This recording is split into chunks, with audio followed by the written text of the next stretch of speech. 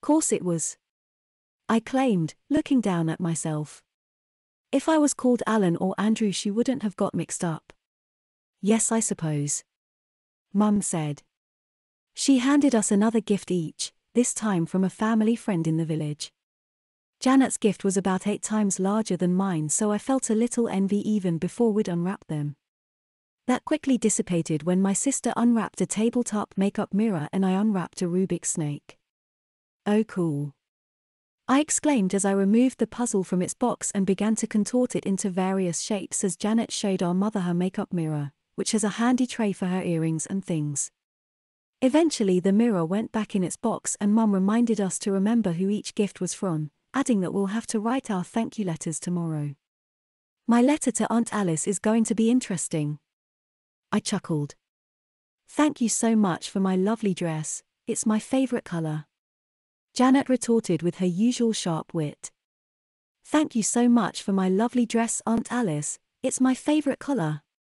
We smirked then giggled. Mum asked if I was going to keep my dress on all day. No, but I'll keep it on for a bit, I replied. It's still quite funny that she got me one, and horrendous as it looks, it does feel quite nice, in a weird sort of way. The sooner I take this off the better, Alice said, but I convinced her to keep it on for a while longer. Mine's no fun if you're not wearing yours, I said. Okay, my sister sighed. I'd clean forgotten about the book our Aunt Alice had gifted to my mother. My sister and I continued unwrapping gifts and eating mince pies.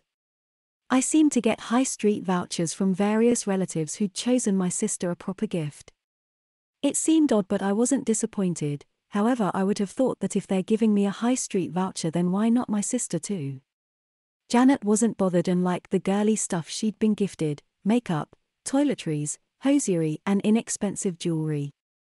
On Boxing Day, as Janet and I sat writing our thank you letters, I overheard Mum on the telephone. Are you? Oh, that'll be nice. No, it'll be lovely to see you. Oh, I know, but, well, if you insist. I don't think Janet would be too happy. Yes, I suppose. Oh yes, he got lots of vouchers. Well, in that case I suppose, yes, of course, we'll see you then. Bye. Who was that? I asked. Aunt Alice. Mum replied. Have you written her thank you letter yet?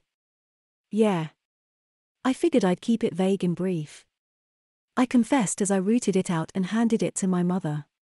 She approved of the message and handed it back to me. What wouldn't I be too happy about? Janet asked. Mum said it was nothing. In fact, she said it twice. Is she coming here? Janet asked. Mum nodded. That means I'll probably have to wear that horrid dress again, she growled. I won't have to wear mine, will I? I asked. You can just show her the photograph. Yeah. Janet agreed. Well, the film won't be developed in time, Mum said. And I think it would be nice if you were both wearing your dresses when she arrives. It was funny on Christmas Day, Janet said. The last thing I want to wear is my dress again, she added. Whilst my dress may well be horrible, Janet's is absolutely horrendous, like wearing a big pink mitten, she claimed. At least yours isn't so bad. Yeah, but I'm a boy, I retorted. Yeah, and Aunt Alice is going to turn up on Sunday and go, oh Alex, I'm so silly. I thought you were a girl, me and my daft old brain, and we'll all laugh. You'll be allowed to change and I'll have to wear mine all day. Janet ranted. I've got it way worse than you, she moaned. Yeah, I guess, I said. I could empathize with my sister. Whilst being a girly girl, she's really not girly enough to like anything about her dress. Even the shade of pink is wrong, being neither baby nor candy but somewhere in between. Like the pink version of turquoise, she described it, but my favorite was her comparison of it to a duck-billed platypus, the dress Aunt Alice gifted her being part nightie, part mitten and part who knows what. She dubbed it the pink-frilled platy frock.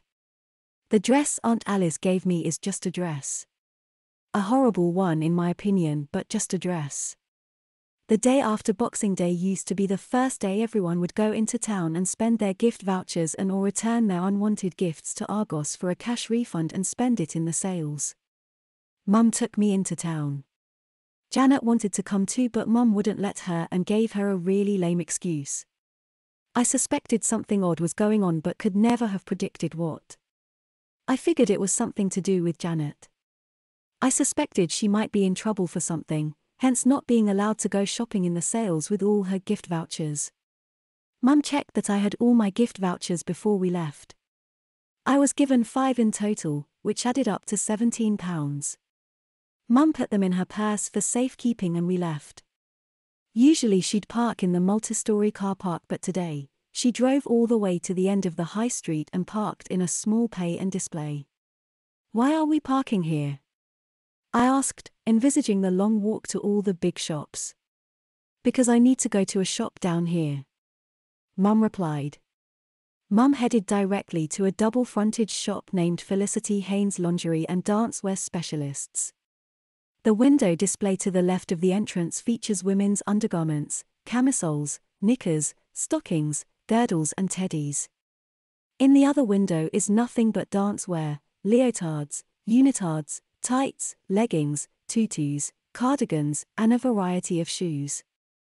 Stenciled on the glass in a bold gold font is the words ballet, jazz and tap, country, and modern. Stenciled on the other window in the same font is brassieres, corsetry, shapewear, and petticoating. I suggested that I'd wait outside, although I planned to wait by the shop next door. Mum ignored my suggestion and opened the door. "In you go," she said. I gulped and entered the store, and in keeping with its window displays, one side of the shop is entirely underwear and the other is dancewear. A silver-haired lady appears and greets us. "Oh, hello," my mother said. "We're shopping for some underwear." "Boys' underwear?" the lady asked, glancing at me. Mum nodded. "This way," the lady said, leading us through the ladies' underwear section. She drew us to a halt, but I couldn't see any boys' underwear. "Are you looking for a specific color or style?"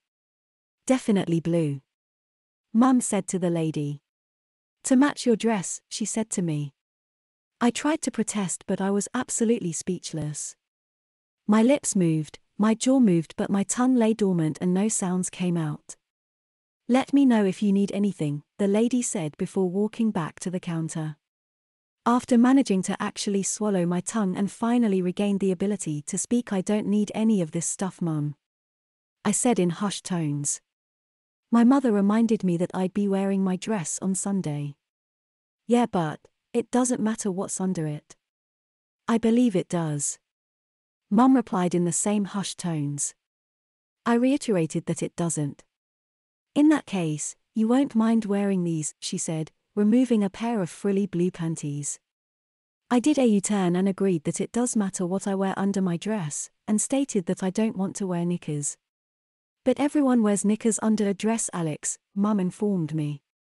"I didn't on Christmas Day." "Only because you didn't have any," Mum said. "But I don't need any, no one's going to see what's under my dress on Sunday, and I'll only have it on for an hour or two at most." It quickly became clear that Mum was going to buy me some knickers whether I liked it or not. "I don't need one of those, Mum," I loudly whispered when she removed a bra with frilly blue trim that perfectly matched the frilly panties she liked. Mum asked why not. "Because it's a bra," I stated under my breath. "It's only a training bra," Mum said, before adding that I'm 13 and if I'm going to wear knickers then I have to at least wear a training bra as well. The way she expressed at least made me believe that it was either a training bra or a proper one, not that I knew the difference either way.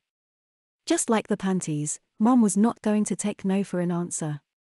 She snaked her way through the various shelves and stands, slowly eyeing the slips and suspender belts and other feminine items as she sauntered in the general direction of the counter.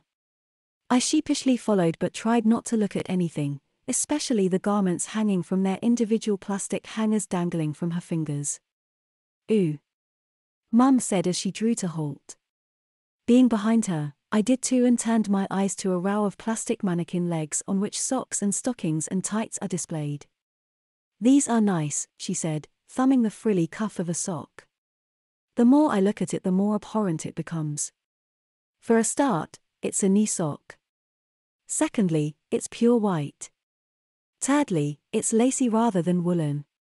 The fourth disdainful fact is all the love hearts knitted into the pattern, and finally, it's the 2 inches of frilly white fabric around the cuff. I'm not wearing those, Mum. I gulped, knowing exactly what she was thinking. I'll wear a pair of Janet's tights again. You can't wear tights over frilly knickers, she told me as if I should already know that. All the frills would get flattened, she added as she dangled the knickers on their little plastic hanger in my face. My jaw dropped when she showed me the back of the knickers she'd chosen, row upon row of pale blue lacy frills covering the bum. With knickers like this you either wear socks or stockings, which means you'll need a garter belt as well. Mum told me. I suggested plain socks, white ones if need be but definitely plain, but Mum was adamant that I'd be wearing nice socks. Unless you want stockings and a garter belt. No. I moaned. Mum gave me a look and grabbed a pack of the frilly lace knee socks, then marched to the counter. Very nice, the lady smiled. She glanced at me as she totted up the price tags on the knickers, bra and box of socks. That's £12.97 please. Mum opened her purse. I trust you accept high street vouchers, she said, removing my gift vouchers from the back of her purse.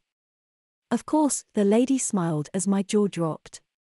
I was speechless as my mother handed over the £5 voucher from Uncle James, the £5 voucher Auntie Pat and the £3 voucher from Janice, Mum's best friend. I wanted to cry as my vouchers went into the till, then my knickers, bra and socks went into a carrier bag. I quietly gasped. Yes, Alex.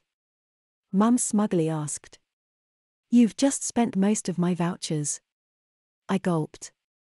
You mean you have, she smiled. Come on, she said before thanking the lady and marching toward the door. I sheepishly followed, out of the shop and directly back to the car, parked a mere 20 yards away. I figured we'd now go to the multi-story car park, but she drove me directly home. Why can't I spend the rest of my vouchers? I sulked. Well, you don't want to spend them all at once, do you? I didn't want to spend any of them on girls' stuff that I'm only going to wear once. Your socks may be girls, Alex, but your panties and training bra are most definitely made for boys. How can they be? I blurted. Mum told me that my training bra has flat cups because I'm a boy with a flat chest, and that my knickers don't have a flat front like girls' knickers have, because I'm not flat like a girl. Oh. I glumly said. I still don't see why I need them, no one's going to see them. I grumbled. In that case they'll be out of sight and out of mind. Mum said. I sulked in silence all the way home. I had £17 in vouchers and intended to buy some music and a book, maybe a model kit or something too, but now I've only got £4 left, which is just about enough for only one of those things. Janet was in the kitchen when we returned. Mum placed the carrier bag on the table before removing her overcoat. Felicity Haynes. Janet said, reading the logo on the bag. What have you been buying from there? Some underwear for Alex. Mum said, causing me to instantly blush. To wear with his dress on Sunday. Mum added. I slowly hung my head at the exact same time that my sister's jaw slowly dropped. She composed herself. Can I see, she asked, or more, gasped. No. I whined. Oh please? Janet pleaded. Is it girls' underwear? She grinned. It's boys' underwear, Mum told her. But it is very girly, she added, before asking me if I wanted to show my sister my new undies. No. I sulked. I didn't even want new undies. I murmured. Mum didn't show my sister my new undies, but my sister wasted no time coming to my room to ask me about them. Janet believed me when I stressed that I really didn't want them, but Mum insisted that I needed them. You seem pretty glum about it, she commented. Mum bought them with my vouchers. I informed her. I've only got £4 left. I sighed. You spent £13 on a pair of knickers, she exclaimed. I timidly told her about the bra and the frilly knee socks, before meekly justifying the bra, parroting what Mum had said about it being a training bra with flat cups to fit a boy's chest. Oh, she bemusedly replied. Bit strange that they make bras for boys. Tell me about it. Janet mused for a moment. I spent that moment just wanting her to leave me alone. I wonder if this has got anything to do with that petticoating book Aunt Alice gave to Mum, she said. I vaguely recalled a fleeting glimpse of its cover on Christmas Day when Janet and I were getting giddy in our dresses, but then I recalled seeing the word petticoating on the window of the underwear shop. My sister said something but I missed it. Don't you remember? She asked. I didn't. Janet continued. When Mum unwrapped the book, she said I don't think Alex's dress was a mistake. Vaguely. I said. But she was only teasing, or something. My sister raised an eyebrow.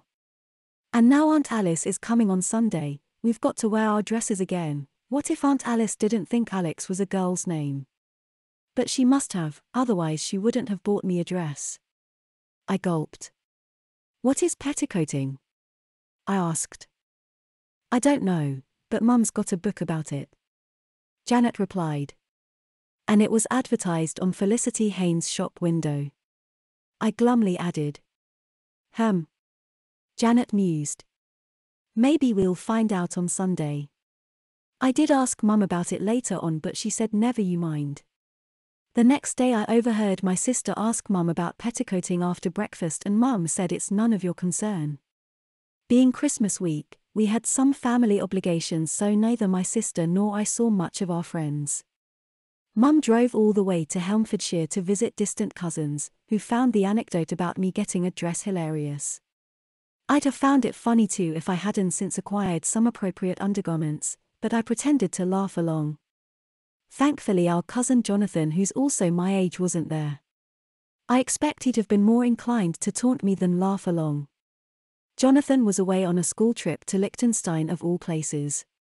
I didn't know exactly where it was so it was pointed out to me in an atlas. Wow! I exclaimed. Such a tiny country, nestled in the Alpine mountains must be amazing, although going on a school trip over New Year did seem strange to me, but apparently, the boarding school he attends always does exchange trips during the holidays.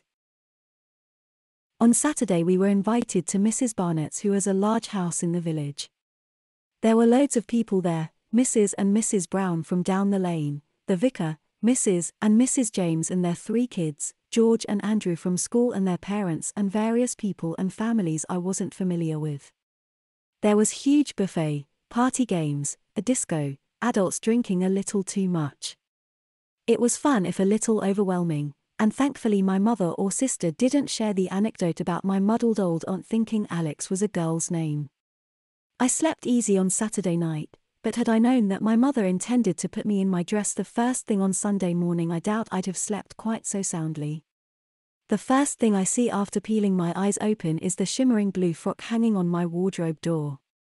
After opening my bedroom curtains, I noticed that hung from the front of my frock is my knickers and bra, hanging from their little plastic hangers.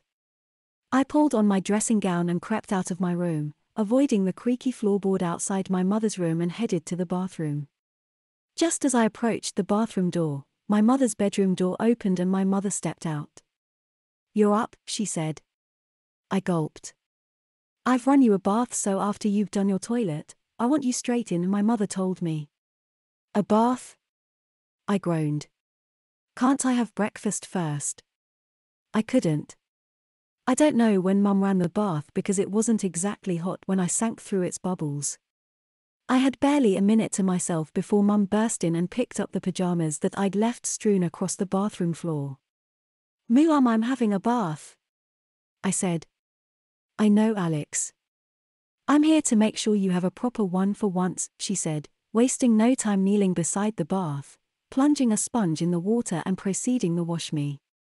"Mum, I'm 13. I blubbered through the water being squeezed over my head. Stop acting like a baby then, Mum said. She was like a whirlwind as she shampooed and rinsed and conditioned my hair, scrubbed my arms and hands and shoulders and back before standing me up and scrubbing everything else. Mum, the door's wide open, I yelped. Oh, never mind that, I'll only be a second, she said as she quickly scrubbed me from belly to knee. Sit down, she instructed. Give me your feet. I didn't have any problem sinking back onto all the bubbles, but I clung on the bath's handles for dear life as Mum scrubbed my toes, feet, shins and calves. Right, you're done, she said as she pulled out the plug. I felt overwhelmed, having just had the quickest, most thorough bath I've ever had. The water gargled down the plug hole. The bubbles clung to my body as the level slowly and steadily dropped.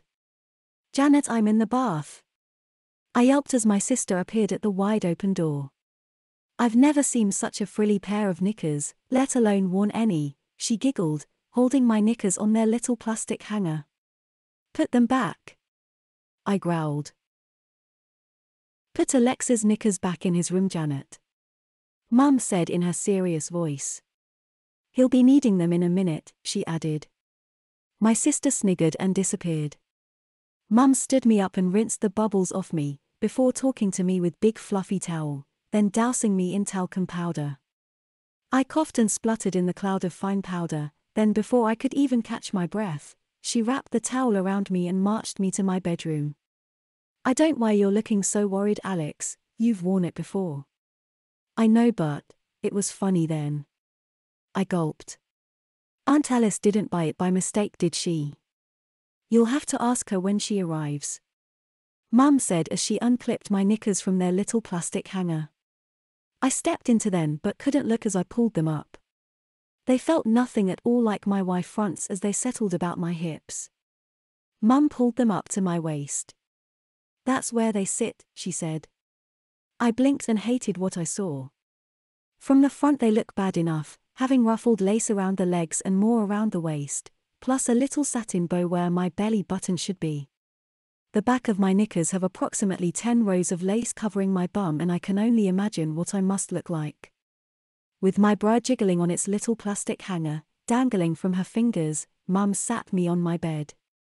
You know, when I was your age, she began. Well, a couple of years younger, it was my big sister, your Auntie Sandra, who showed me how to fasten my first training bra, she told me.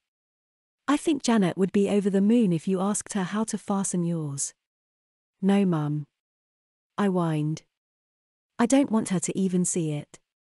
I said, let alone show me how to wear it, I thought.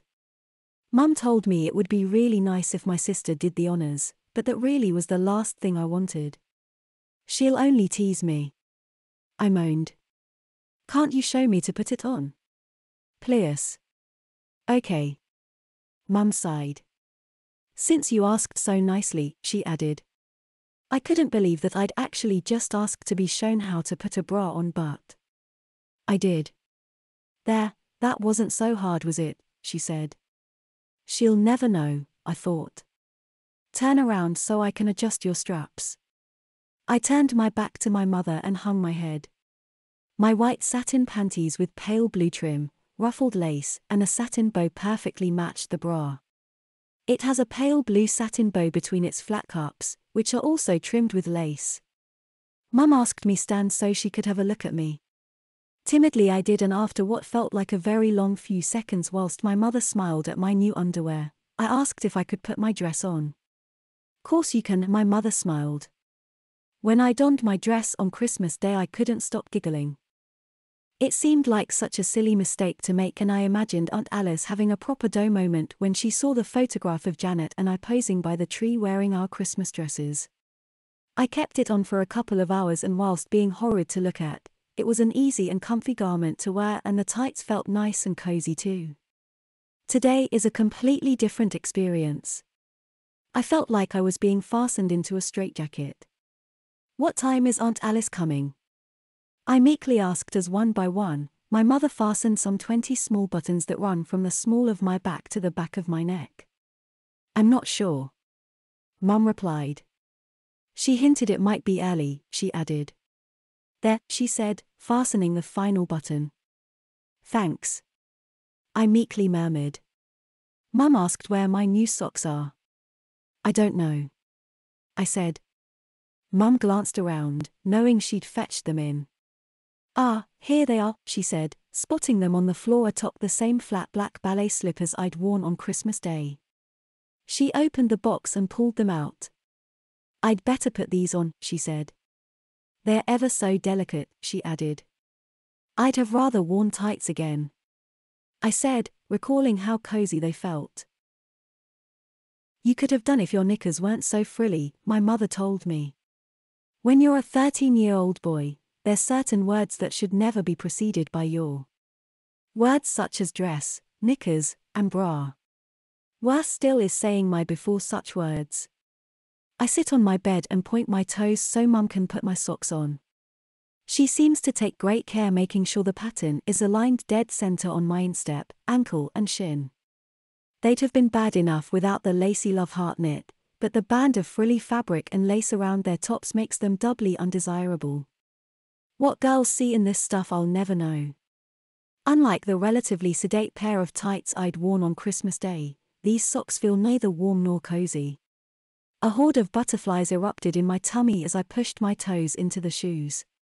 The first time I dressed as a girl it was just something silly to do, but this time I dressed completely as a girl, both inside and out, and rather than feeling silly, it's scary.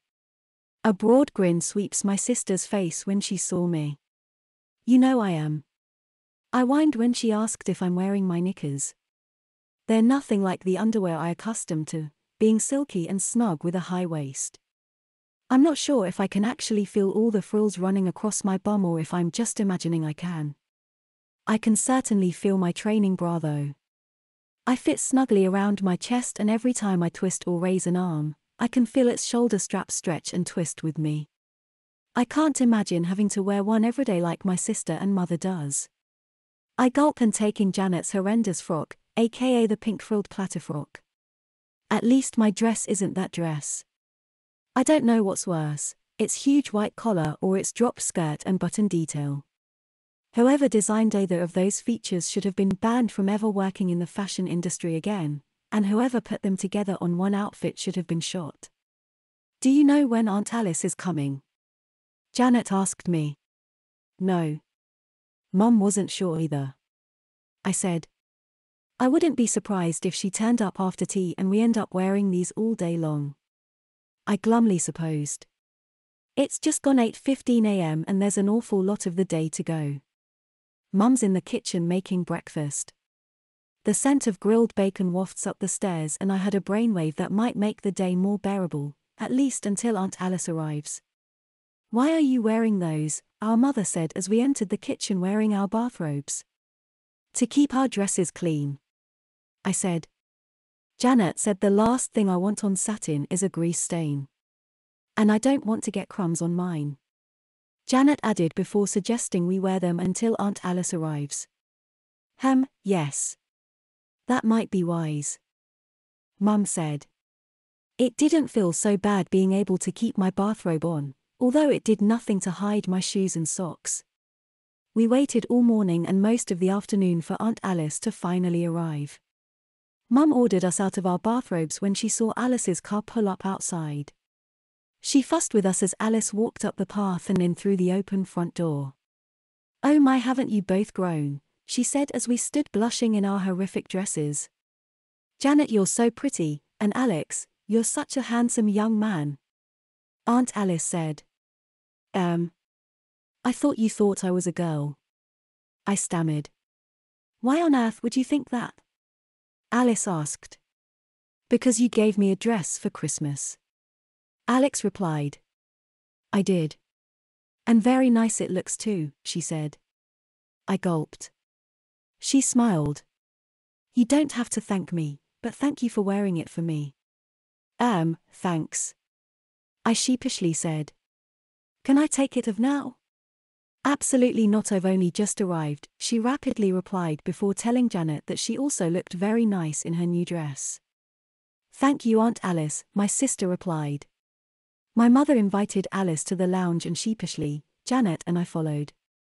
Mum and Alice made small talk about the journey, then listed who they'd seen and heard from over Christmas. Mum mentioned that we'd visited our relatives in Helmfordshire, adding that Jonathan's school trip to Liechtenstein sounded exciting, especially at this time of year. "Ah yes," Aunt Alice said. "Hopefully boarding school will do the boys some good." Aunt Alice turned to my sister and I and asked if we enjoyed school. "Not really," I moaned. "It's okay," my sister said. "Oh well, that's good," Alice said. "And are you looking forward to becoming a petticoatie, Alex?" I don't really know what one is." I gulped. Aunt Alice looked me up and down, from the satin frills about my shoulders, to my pale naked knees and frilly lace knee socks. I smoothed my satin skirt over my lap and gulped as her eyes penetrated me. I couldn't help but wonder if she knew what I was wearing beneath the dress she'd gifted me. The silence felt heavy. My mother and her aunt just looked at me for a moment. "Normally," Aunt Alice began, "it would have happened on your birthday, but I've been so busy this year we've had to leave it until now," she said. "However, New Year is probably a better time to begin, start the year afresh and all that." She paused. I had so many questions in my mind but couldn't think of a single one, or at least, I couldn't think which to ask first. "Is he going to have to dress like a girl all the time?" my sister asked. "We don't really see it as dressing like a girl, Janet," Aunt Alice replied. "Alex's dress is in fact a boy's dress," she added, before telling me that I will be dressing nicely all of the time. "Does that mean I'll be wearing a dress all the time?" I asked. "It does, Alex," Aunt Alice replied. I hung my head and gulped before meekly asking why. Aunt Alice lectured me on the problems that adolescent boys face. "We have boundless amounts of energy which is often wasted on reckless and risky acts, boisterous behavior, arrogance and aggression, all interspersed with long bouts of apathy. Boys can be easily led and have a tendency to allow themselves to be led astray," she told me. "Peer group pressure is just that." "Pressure," she repeated. "Boys pressure one another into doing things they wouldn't normally do," she claimed, listing bullying, fighting, shoplifting, vandalism, trespassing, playing stupid games such as chicken, smoking cigarettes, sniffing glue, etc. "I can't imagine Alex getting involved in any of those things," my sister said. "Neither can I," Aunt Alice agreed. "Especially now," she added, looking at my dress more than me.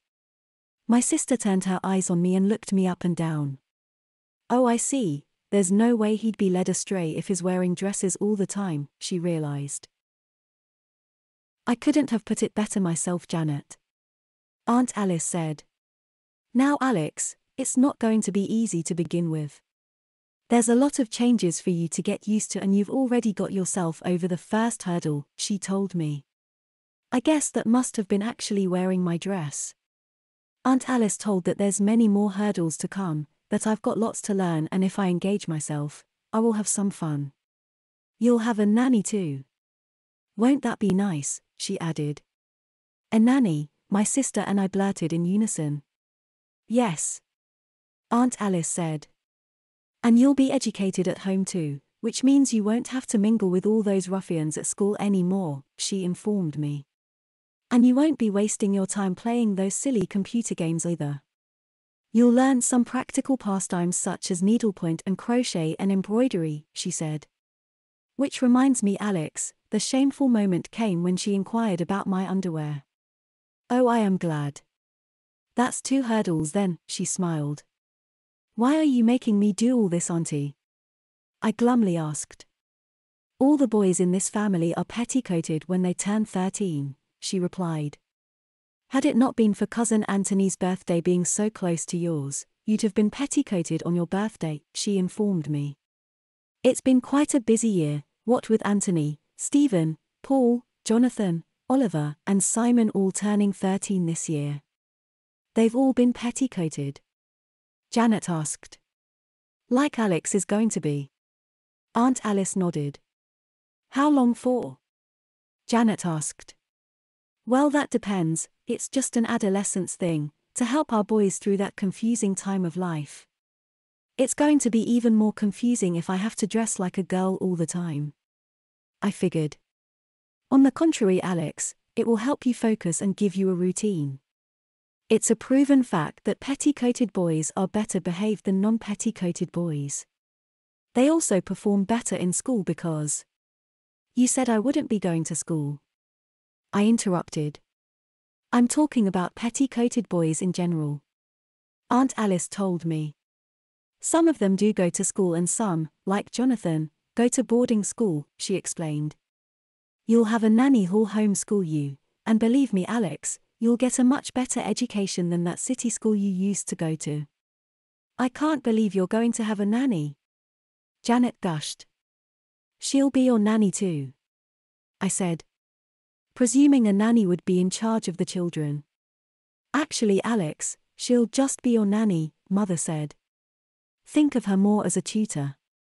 She'll mostly just be helping you with your coursework whilst Janet's at school. Like a Victorian governess, Janet suggested. Exactly, Aunt Alice said. I feel governess is a bit of a mouthful whereas nanny is a little more informal. I can't imagine what having a governess nanny might be like. I can't really imagine what being homeschooled might be like either, apart from being boring. Aunt Alice is telling my mother what it will be like, but I'm only half listening. Reading, writing, arithmetic being the three most important subjects and history being second most. Next comes practical crafts rather than art, and getting a basic grasp of domestic science is much more important than useless subjects such as geography. Aunt Alice prattles on and my mother responds with ums and ahs.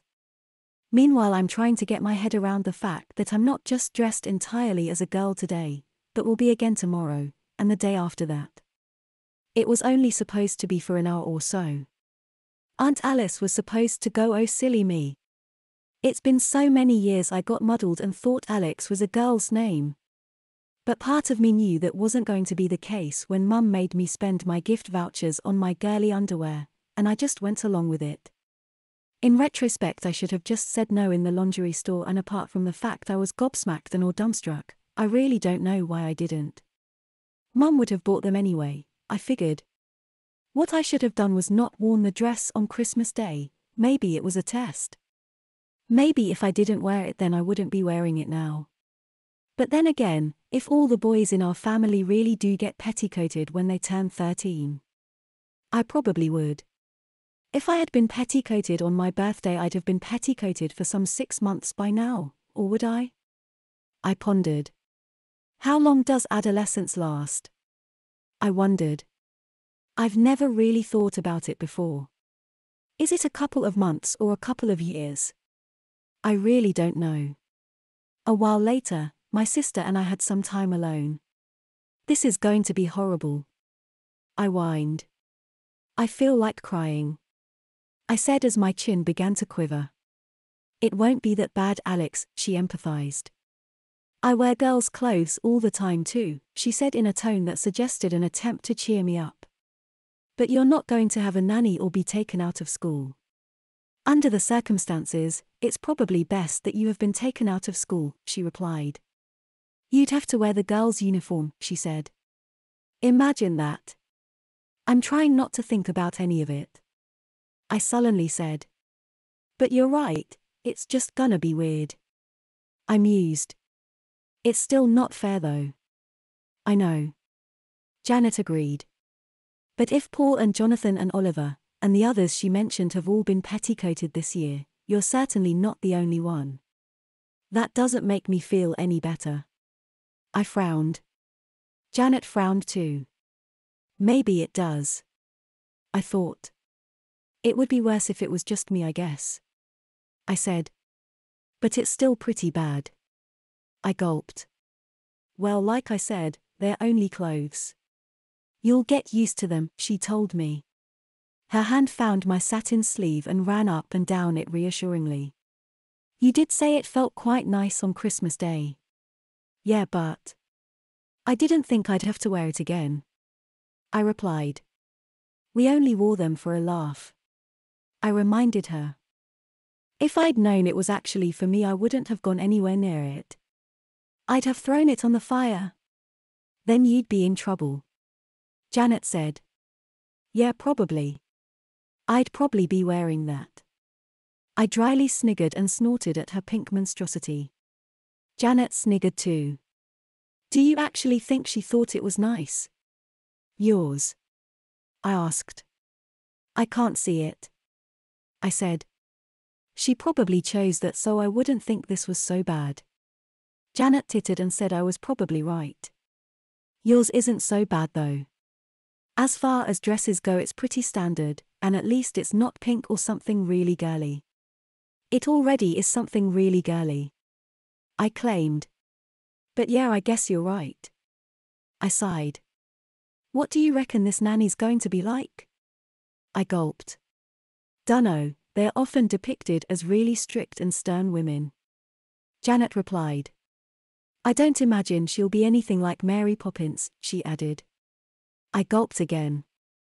I guess we'll find out tomorrow. I wonder if I'll have to wear this again tomorrow? I moaned as I pinched my skirt, lifted it and let it drop onto my lap.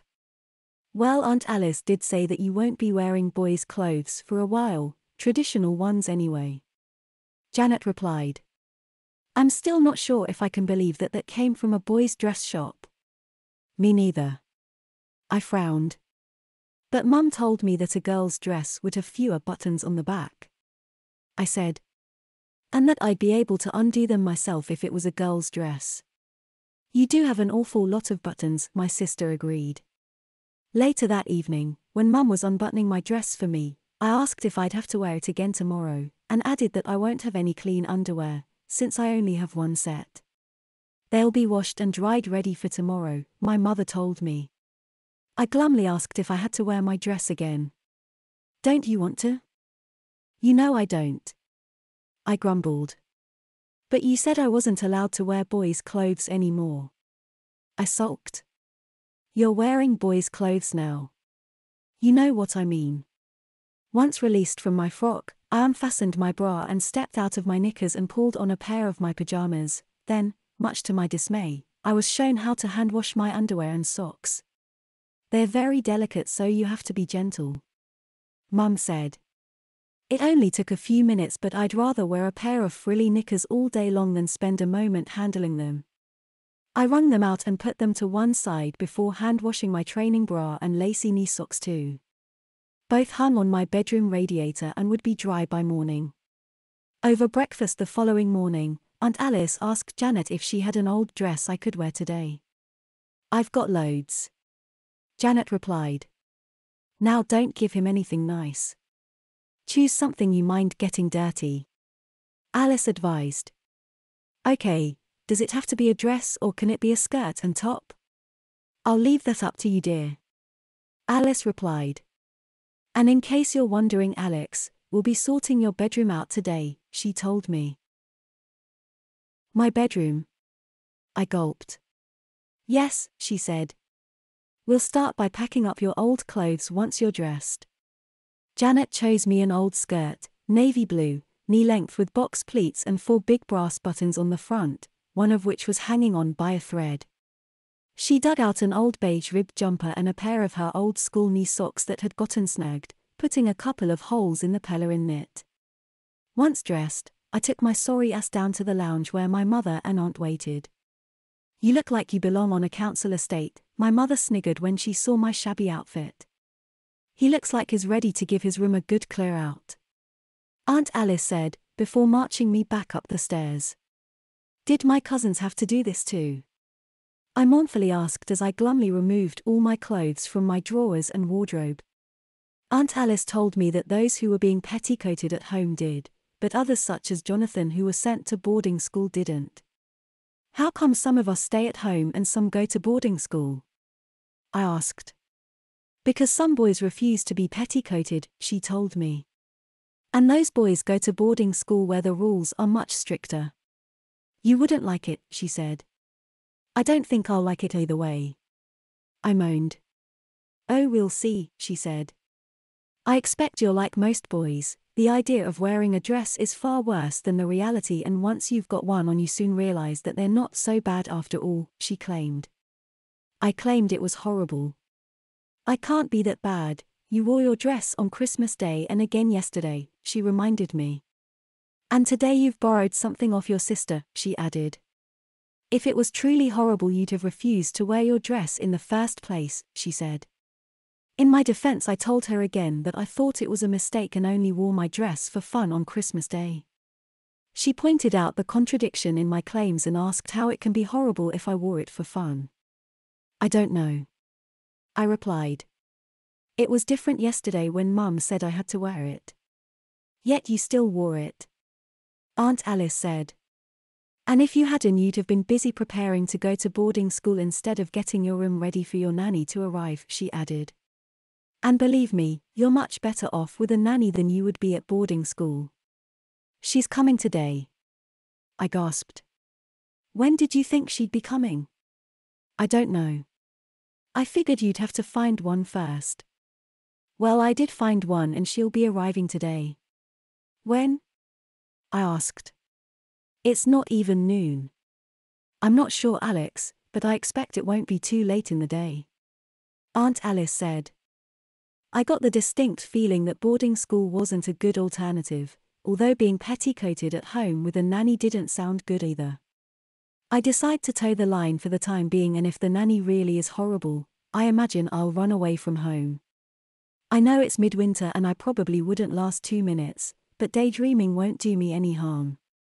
I consider somehow stashing a pair of jeans and a jumper as I empty my wardrobe, but it wouldn't be easy under Aunt Alice's watchful eye.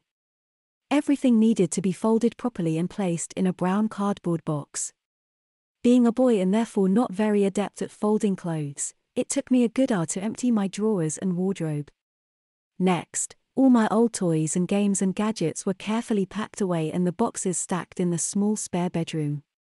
Then Aunt Alice went through all my books, magazines, and comics, and all but a handful of my books went into a box. Meanwhile, I had to take all my pictures and posters down from the walls. With my drawers and shelves virtually empty, I was given a duster and some furniture polish and had to dust polish everything from the top of the wardrobe down to the wooden bed frame. One of the chests of drawers was moved into the spare bedroom along with one of my bedside cabinets, which freed up some wall and floor space. Then, under Aunt Alice's instruction, Janet helped me to rearrange the furniture. My bed went behind the door with a small cabinet next to it. My wardrobe went next to the window and my bookshelf went on the other side. Beside this, my desk was put in next to the remaining chest of drawers. This freed up a big area by the window and left one wall free. Finally, I vacuumed the carpet and was left alone in my empty bedroom for a while. Normally, rearranging my bedroom layout is a refreshing change, but not this time.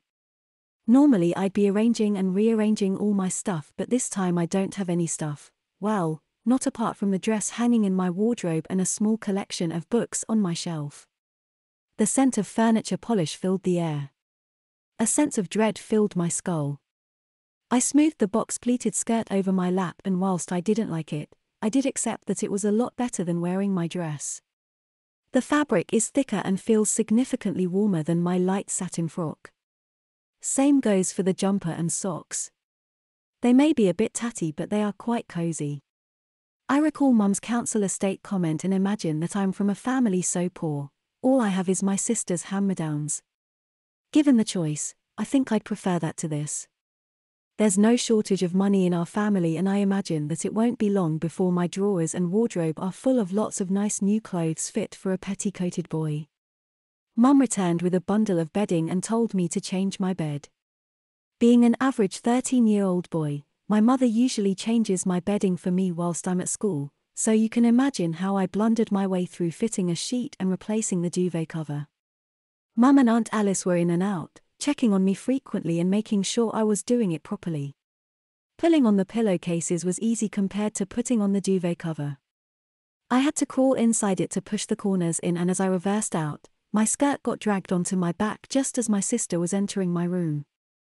She shrieked with laughter at the sight of my frilly white knickers with row after row of baby blue lace covering my bum.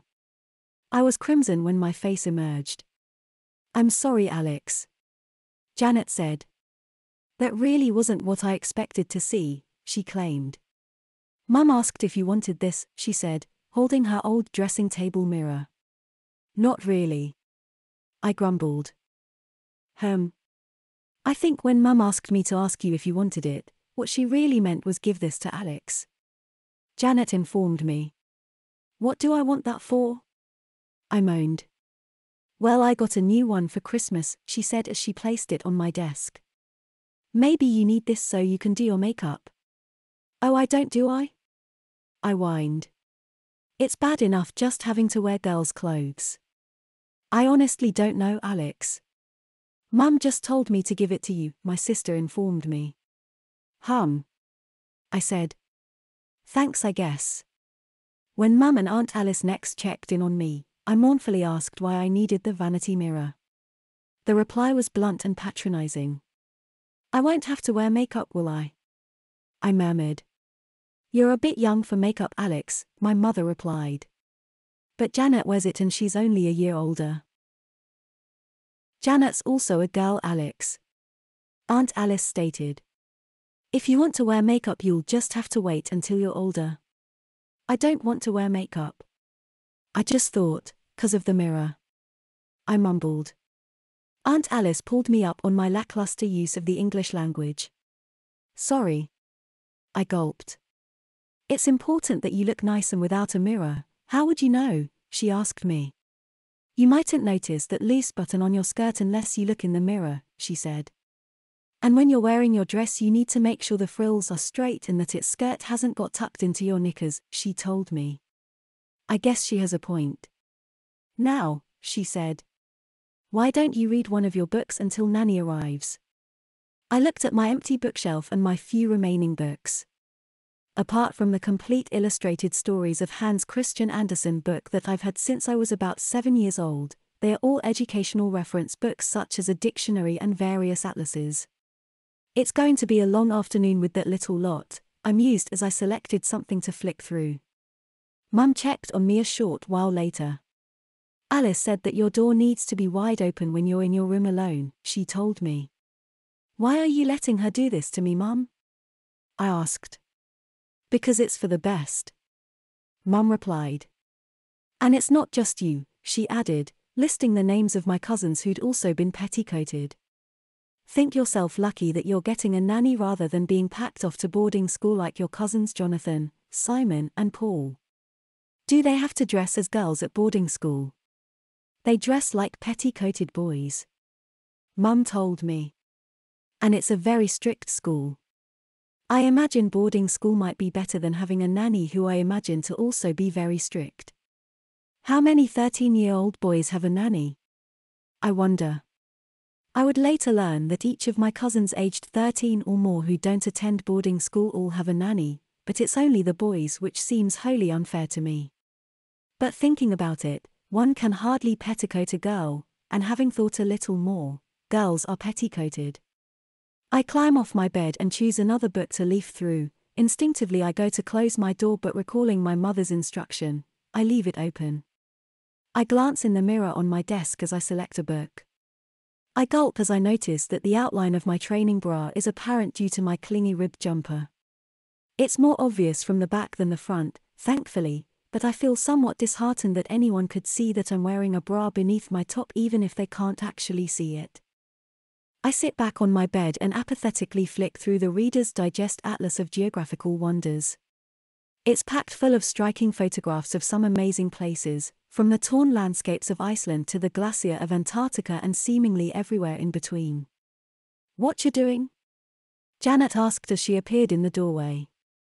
Nout, I glumly replied. Just waiting for that nanny to turn up.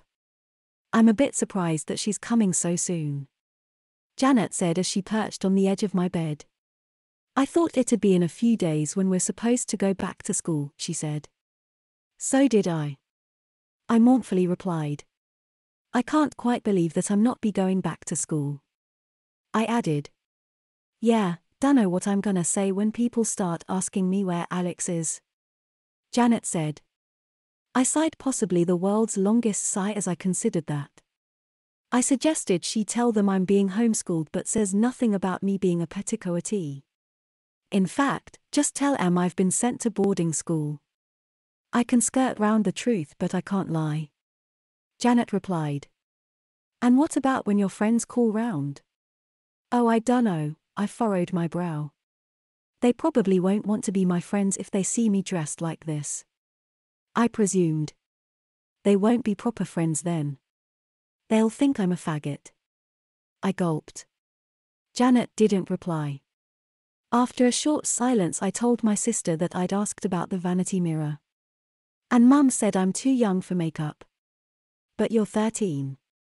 Janet stated. I was allowed it when I was 12, she said.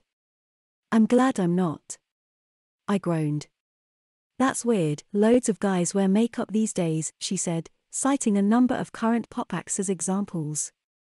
Well, like I say, I'm glad I'm not one of them. I like wearing makeup, my sister told me. It's fun trying out different looks, she claimed. And if you were allowed, I could make you look like a girl rather than a boy in girls' clothing. I think the whole point is that I am a boy in girls' clothing. I sighed.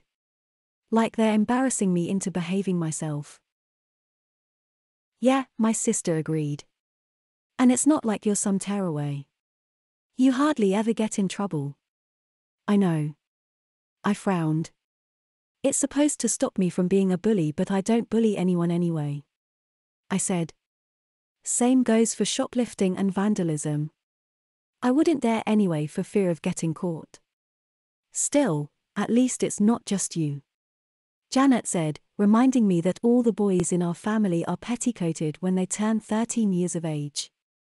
I wonder if it happens in any other families, she mused. I had no idea it happened in ours until yesterday. Me neither. What are you two yakking about? Aunt Alice asked when she popped her head in the door. We were just wondering if petticoating happens in other families or just ours. Janet replied. Oh yes. Aunt Alice claimed. It's one of those things that goes on a lot but is seldom talked about, she told us. They wouldn't make frocks and undergarments especially for petticoated boys if there weren't any to sell them to, she added as she turned to me. And it won't be so bad once you've got used to it, she calmly claimed. I replied. I'd like to believe that I'll never get used to dressing like this, but after wearing my blue dress all day yesterday and this tatty outfit today, I hesitantly consider the fact that I will get used to it. He'll have more than just one dress though? Janet quizzed. Oh yes. Aunt Alice replied, but said little more on the subject. Now make sure you straighten your bedding before Nanny arrives. She'll want to see your room tidy and orderly, she instructed before leaving. I waited a moment before saying, she's going to be really strict, isn't she? Janet nodded. I doubt she'll be a nice one like Wendy Craig. Or Mary Poppins. My sister smiled and stood. Well, I'd better leave you to it, she said as she smoothed the patch of duvet that she'd sat on. I murmured as she left and put my book away. I straightened the bedding and sauntered downstairs. Sheepishly, I asked if I had to stay in my room or could I watch TV for a while. Of course you can, my mother replied. Providing you're happy to watch what we're watching, she added. I timidly perched on a chair and straightened my knee socks before sitting back. Lord knows what they're watching, one of those confusing university programs on BBC Two by the looks of it. I glare at the screen but my mind wanders. After a few minutes my mother turns to her aunt. Don't you think he should be wearing his nice dress when Nanny arrives? No, he's fine as he is. Aunt Alice replied. His Sunday dress is just that, a Sunday dress, she stated. I guess that means I'll be wearing it again on Sunday, and probably every Sunday after that. It was almost dusk when an old comma van pulled up outside. This is probably her. Alice announced as its noisy engine chugged to a standstill. My tummy began to rumble and almost erupted when my mother went to open the door. I stayed where I was and focused on the voices in the hallway. Stuff was being fetched in and under normal circumstances I'd have gone to see what, but I'm not going to move until I have to. He's just in here, my mother said a moment before leading the nanny in. I jumped to my feet. You must be Alex, a relatively young, friendly-looking woman said. I gulped. Yes. I said. She held out her hand and I shook it. Her grip was gentle and friendly. In fact, she was nothing like I'd imagined. She wore jeans and a checked shirt. Her hair is wavy and tousled. Her smile is welcoming, her eyes are warm. She looks me up and down and tells me that I'm already getting myself accustomed to my new routine. Yes. I gulped.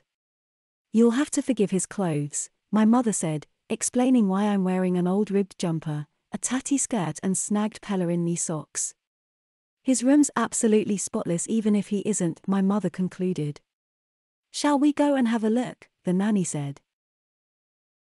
I sheepishly followed, but my eyes were drawn by all the stuff in our sizable hallway. There's a big velvet armchair, 2 large suitcases, a trunk, and a big box beneath a round hat box. I say nothing as I climb the stairs. The nanny stepped aside at the top and asked which room it was. This one, I meekly replied, pointing toward my open door. She stepped toward it and I followed. My sister was peering through her barely open bedroom door. Well, this is nice, the nanny said as she looked around, sliding open a drawer and opening a wardrobe door. Is this your Sunday dress? She asked, seeing the only item hanging on the rail. I gulped and nodded. She told me it was lovely. I could feel myself blushing. And you must be Janet, she said, noticing my sister lurking on the landing. Hello, my sister said as she entered my room. They briefly introduced themselves before the nanny asked if we could have some time alone to get to know one another. Of course, my sister said, before asking the nanny her name. It's Stephanie, or Steph to my friends, the nanny replied. My sister asked if she could call her Steph and the nanny said she could. You'll have to address me as nanny though, Alex, she told me in a serious tone. But that doesn't mean we can't be friends, she added in a more affable manner. My sister left and nanny closed the door. Please, sit down. I don't bite, she smiled. She sat on my bed and I sat on my chair with my back to my desk. I felt like a naughty schoolboy and sat to attention with my knees and ankles together. She asked me to tell her about myself, what my hobbies are, what kind of music I like, which football team I follow and sports I enjoy. She asked me about school and my friends, inquired which classes I enjoy and which I don't, before telling me about herself. She likes to read and used to enjoy sport but doesn't get much chance to partake now she's a full-time nanny. I asked which sports she enjoyed. Martial arts mostly. Jiu-jitsu, judo and taekwondo, she told me, before adding hockey and tennis to the list. I knew I was pushing my luck when I asked if she'd teach me martial arts, but I felt quite comfortable in her company once we'd got to know each other. Absolutely not, young man, she replied in a friendly tone. She cast her eyes around my room and commented on its cleanliness. Did you do it all yourself? She asked. I felt quite proud as I nodded. Well done you, she said. Shall we bring my things up? Are you staying in the spare room? No, I'm staying in here, with you, she said. Despite my feeling that was the case, my jaw still dropped. Don't worry. I've brought a bed, she said. To be honest, in that moment, I wasn't thinking about where she'd sleep. I was thinking about me, a 13-year-old boy sharing a room with an attractive and affable woman in her mid to late 20s and the prospect of seeing her undress. I followed her to the hallway and she handed me a suitcase. I bundled it up the stairs and she, somewhat amazingly, followed with the big armchair. Isn't that heavy? I asked as she carried it directly to my room and placed it by the window. Too heavy for a boy like you, she replied as she shunted it this way and that into a position she was happy with. She's only a few inches taller than me and isn't exactly stocky, I thought. I brought up the other suitcase and her hat box. She carried the big box beneath it, which she told me was a folding bed that came all the way from China. She wasn't kidding either, because this image was stuck to the side of its box. We bundled the trunk up between us. What's in here? I asked since it was quite heavy. All sorts of things, she said, listing the books I'll need for study time and the books she'll read in her own time, plus the bedding, her alarm clock, hair dryer, curling tongues, a few ornaments to make the place feel like home. We put the trunk by the wall, next to the intriguing folding bed. Nanny put one of the cases on the trunk and began to unpack it: jeans, jumpers, skirts and dresses, all far too big for me. She unpacked other items into one of my drawers, socks and tights into another. I pondered that it might be me staying in her room rather than she in mine, since there's 10 of her hangers in my wardrobe versus my one. This is my uniform, she said, hanging a bland-looking dress on the front of the wardrobe. I gawped at it. Not very nice, is it? She said. But sometimes we don't get to choose what we wear. She put that case aside and put her other one on the trunk. She removed a bundle of frocks and put them on hangers. This is what we call a day dress, she said, showing me a drab dark red frock with a white collar and short cuffed sleeves. Another similar frock is removed, only this one is dark green color. The next is a vibrant blue frock with playful print of kites and clouds, which she calls my playdress, which is followed by another playdress in a bright mustard yellow printed with silhouettes of galloping horses. Then she shows me a navy blue pinafore dress with a zip front, which I'll be wearing during study time. That's like what little girls wear at junior school. I whined as I realized how infantile the outfits look.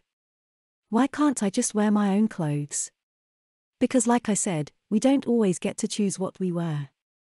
I did until yesterday. I grumbled as she unfolded an almost identical garment in charcoal grey. And I bet you hardly ever wore anything really nice, she said as she hung the school pinafores in my wardrobe. I know it seems strange at first, but I've noticed how you keep glancing down to see how your skirt swishes, she told me. Only because I'm not used to wearing one, I replied.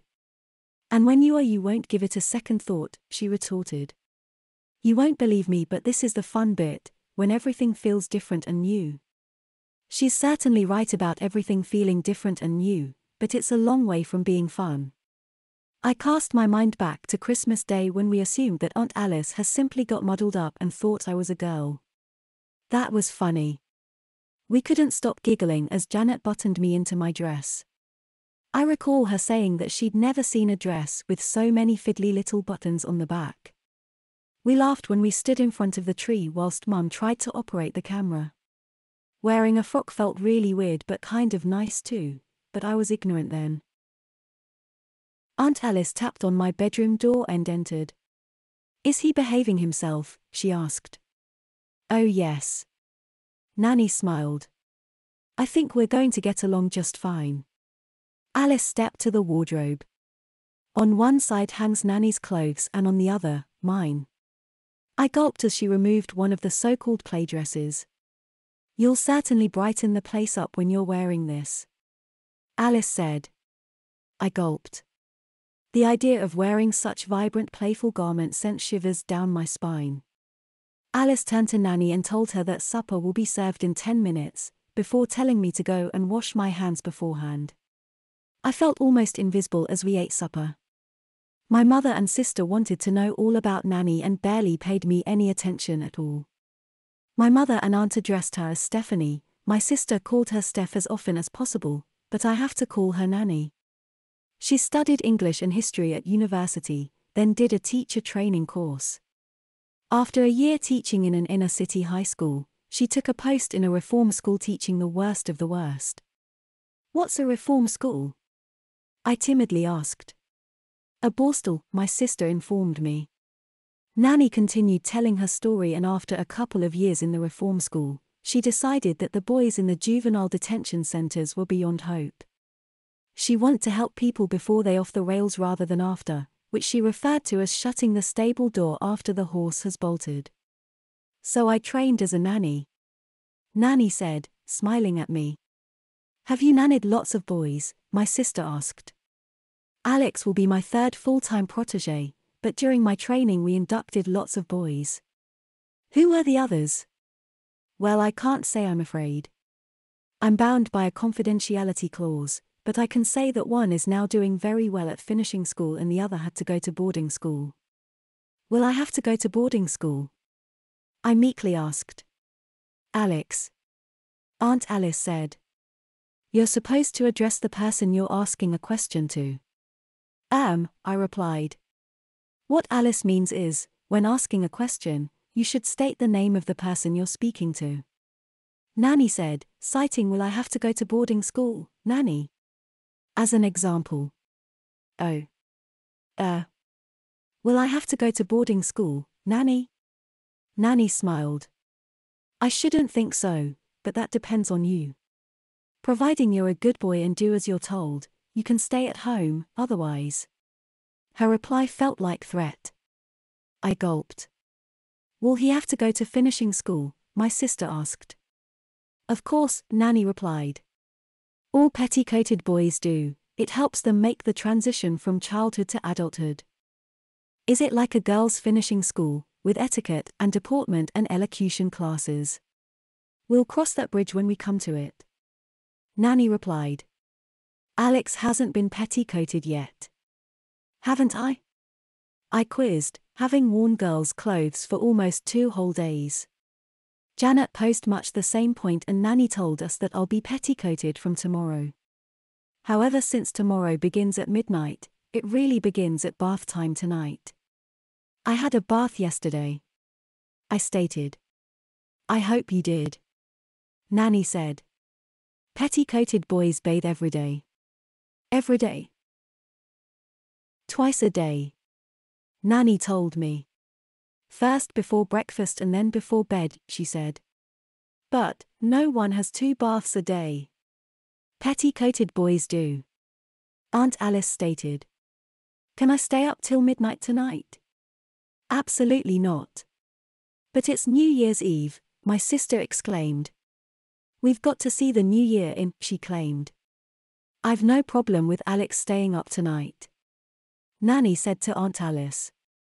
Providing you're ready for bed after your bath, she said to me. Well, if it's fine with Nanny, it's fine with me, our old aunt replied, reiterating that I'm not officially a petticoatee until tomorrow.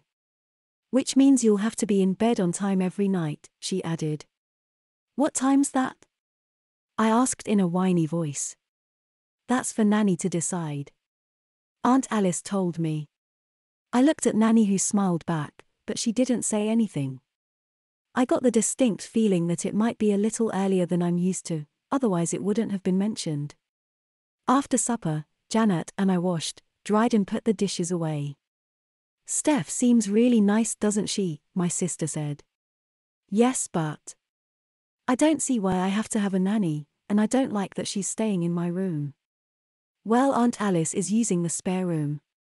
Janet said, presuming once she's gone, Nanny, or Steph, will move into there.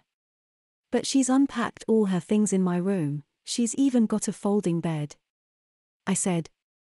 And there's no way her big armchair would fit in the spare room. I added. And Aunt Alice said it's so she can keep an eye on me. Well, at least she's nice. Imagine if she was a really horrible strict nanny. Yeah, I guess. I said. Still wish I didn't have to have one though. Wish you didn't have what? Mum asked as she entered the kitchen. Nothing. I replied. Nanny's running your bath, so I want you up there when you've finished in here. Mum said. I glanced at the time. It's 6:20 p.m. Already? I whined. Well, it is a little early, but the sooner you're in, the sooner you're out. Mum replied. And if you do want to stay up till midnight? She added. Okay. I conceded. I spent no more than 5 more minutes drying and putting away the pots, pans, plates and dishes that my sister was washing. Some went in a high cupboard, others a low one. My skirt swished about my knees as I crouched and reached, twisted and turned. What? I defensively asked as I caught my sister watching me. Nothing, I'm just trying to get my head round the fact that you won't be dressing as a boy for a while, she said. It's going to be like having a little sister. I'm not going to be a girl. I grumbled. I know, but you know what I mean. Janet replied. I counted down the pots and pans and dried them slowly until the last one came. Haven't you finished yet, Alex? Nanny's voice asked. I turned to see Nanny in the kitchen doorway wearing her uniform. Steph, you look like a proper nanny, my sister exclaimed. Stephanie's long tousled hair is pinned up off her shoulders. A peculiar little white cap sits atop her head. She wears a steely grey dress beneath a crisp white apron and to me, looks more like a nurse or matron than a nanny. I am a proper nanny and this young man needs to be in the bath. Nanny abruptly stated. Come on, she said. I gulped and glanced at the clock on the wall. It's not even 6:30 p.m. and I'm a 13-year-old going for my bedtime bath. Nanny stood to one side so I could pass. Gone was her friendly smile. In its place a serious expression. I sheepishly scuttled past her, half expecting a clip behind my ear as I did so, but Nanny just followed me up the stairs and directed me straight into the bathroom. Half an hour later and my bottom lip is stuck out so much that I could trip over it as Nanny returns me to the sitting room. All ready for bed? Aunt Alice says as she looks me up and down. I gulp and nod. Answer me properly, Alex, she instructs. Yes, Aunt Alice. You don't have to call me Aunt Alice anymore, Alex, she said with a smile. Now you're a petticoatee, it's just Auntie, she said. Do you still want to stay up and see the new year in? She asked. My lip managed to stick out just a little more before I muttered I'd rather go to bed. But it's only 7:15, my sister exclaimed. I don't mind that you're wearing a nightie, she said. My white calf-length nightdress isn't the issue, it's the nappy concealed beneath it. Why don't you stay up until 8? Nanny suggested. I'm sure your mummy doesn't want you going to bed so early either. I cringed when Nanny referred to my mother as my mummy. My sister Janet said that going to bed at 8 o'clock is still too early for a boy my age, and I blushed when Nanny told her that all petticoated boys have an 8 o'clock bedtime. Go and sit with Mummy, Alex. Nanny instructed. Sheepishly I scooped my white calf-length nightdress set between my mother and sister on the sofa. You smell nice after your bath, Mum said. I gulped and blushed. Nanny prompted me to reply. Thank you. I meekly peeped. Nanny raised an eyebrow at me. Moo, Mummy, I muttered. I expected my sister to at least snort of snigger at the infantile expression, but she didn't. Maybe she knows. Maybe she's known all along. My mother claims to have known nothing about me becoming a petticoatee until she unwrapped her gift from Aunt Alice on Christmas Day, and even then she didn't know the whys and wherefores until she spoke to Aunt Alice on Boxing Day. Janet was mad keen to loan me some tights and shoes on Christmas Day. She even wanted to put makeup on me but I declined. She could have been instructed by Aunt Alice to encourage me, but thinking about it, it was my idea that we try them on for a laugh. If anything, it was me that encouraged my sister to wear her Christmas dress. On the TV is Willy Wonka and the Chocolate Factory, the kids' classic fantasy with a dark underbelly. Annoyingly, it's turned off 10 minutes before the end because Mum and Auntie Alice wanted to watch Family Fortunes. I didn't say anything though. In fact, I barely muttered a word before 8 p.m. when I was asked again if I'd like to stay up until midnight. No. I meekly muttered. I would have rather just scuttled up to my room, but first I had to give my sister, aunt and mother a hug and wish them each a happy new year, before Nanny took me to my room. In you get, she said, pulling the duvet cover aside. That's your bed, Nanny, I stated. No, Alex. Nanny told me. It's your bed. But, I gulped, glancing at my own bed, then back to the folding bed she'd brought with her. It has low rails on all four sides, and whilst it isn't a cot, its design certainly evokes one. No buts, Alex, unlike your old bed, this one's got a waterproof mattress just in case your nappy leaks, she told me. I hesitated and furrowed my brow. Remember what I said would happen if you don't do as you're told, she asked. I gulped and nodded. And what did I say? She asked. That I'll have to wear my nappies in the daytime too. I meekly replied. Correct, she said. And if you still don't behave yourself, you'll be sent to boarding school where knickers are a privilege. Nanny told me all about the boarding schools that petticoated boys get sent to whilst giving me my bath, and if all she said was true, I'd much rather be petticoated at home. I'm sure you'd rather wear a nice pair of knickers tomorrow, wouldn't you? She asked. I gulped and nodded. Well, in you get then, she said. I scooped up my nightdress and got on the bed. It's lower than my own bed, and narrower too. Nanny pulled my nightie down to my shins and put the duvet over me before sitting in her armchair and opening a book. Would you like me to read to you? She asked. I shook my head and stuck out my lip. Are you going to sit there all night long? I asked. No, she chuckled. I'll go to bed when you're sound asleep, she told me. Ooh. I said. I don't think I'll be able to sleep in this. I said. Your bed or your nappy? My nappy. I glumly replied. Especially if I wet myself. You'll be fine, she said. When you are wet you won't really feel it because you're wearing nappy rash cream, she said. And when you're nappy trained you won't even wake up to wet yourself, she added. Now how about I read to you, she suggested. It'll help take your mind off things. Okay. I glumly replied. She raised an eyebrow. Nanny. I added. Nanny smiled. I gulped and forced a smile in return, before pulling the duvet up to my neck and resting my head on the pillow. Once on a dark winter's day, Nanny began. Her voice was quiet yet clear. When the yellow fog hung so thick and heavy in the streets of London, she read, that the lamps were lighted and the shop windows blazed with gas as they do at night. Meanwhile in the lounge, Janet and her mother and great-aunt Alice are watching Paper Moon, or trying to. Janet can't help but wonder why her brother has to be petticoated, and every thought that enters her head pops off her tongue in an instant. It's not only your brother, Janet. Aunt Alice reminds her, before listing the names of the cousins who've also been petticoated this year. Why is it only boys who are petticoated? She asked. To stop them from getting too big for their boots. Aunt Alice replied. The world would be a much better place if all boys were petticoated, she claimed. Petticoated boys learn to cooperate rather than confront. They oblige rather than obstruct. Help instead of hinder, she went on, and on, and on. All that just by making them wear dresses? Janet asked. Aunt Alice nodded. But there's a little more to it than that, she said. One of the problems with adolescent boys is that they tend to grow up too quickly. Getting too big for their boots. Janet added. Yes.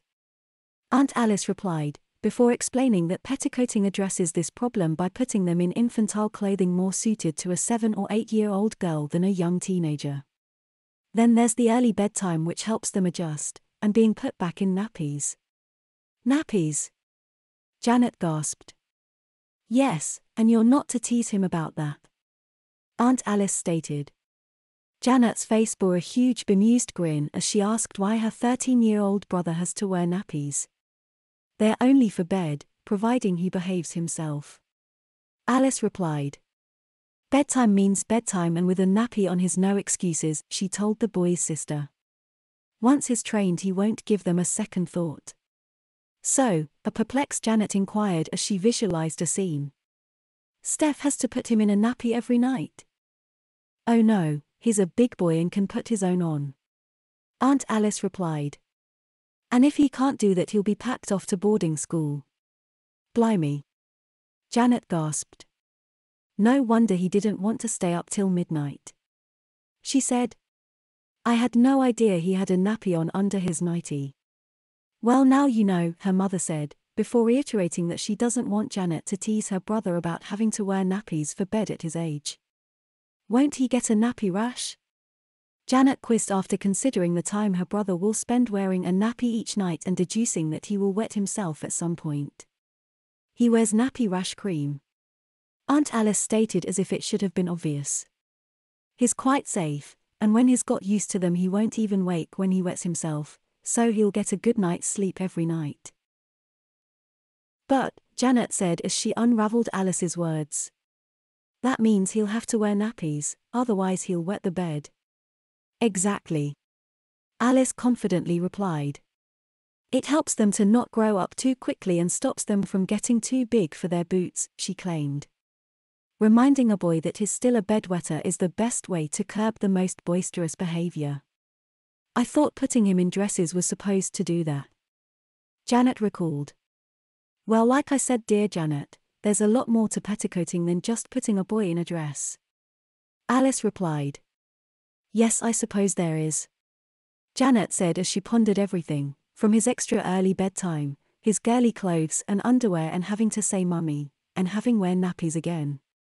When I'm a grown-up and if I have children, will I be expected to petticoat the boys too?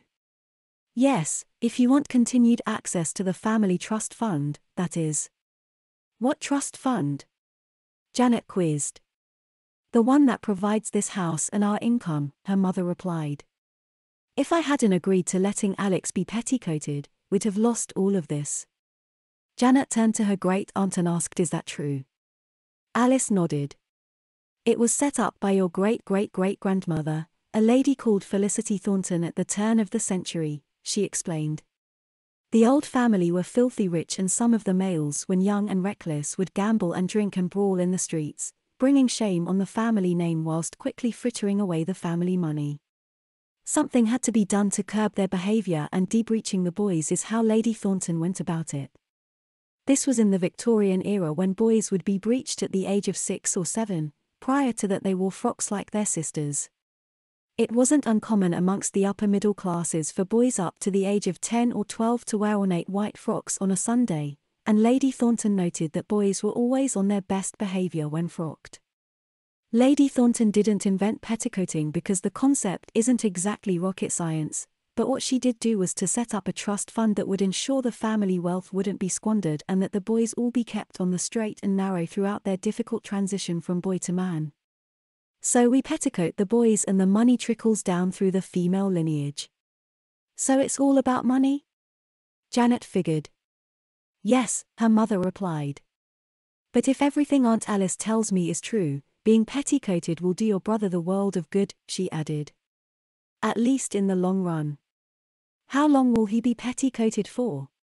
Janet asked. At least until school leaving age. 16? Janet gasped. That's 3 years, she thought. You're forgetting finishing school, Janet, her mother said. He's got a good 5 years of petticoating ahead of him. Blimey! Janet gasped. Does Alex know? I'm sure Stephanie has explained everything to him. Aunt Alice replied. What a way to spend New Year's Eve, Janet thought as she imagined her brother, already tucked up in bed wearing a nightie and a nappy. All he's got to look forward to is doing that every night for the foreseeable future. Part of her felt sorry for Alex whilst part of her was intrigued. Will it really do him the world of good as Aunt Alice claims? Part of her wondered what would happen if Mum refused to petticoat Alex. Would they really be penniless, homeless, and destitute? If that's the alternative, then maybe it is for the best. It's certainly going to be an interesting year ahead, Janet mused as the final hours of 1982 slowly ticked away.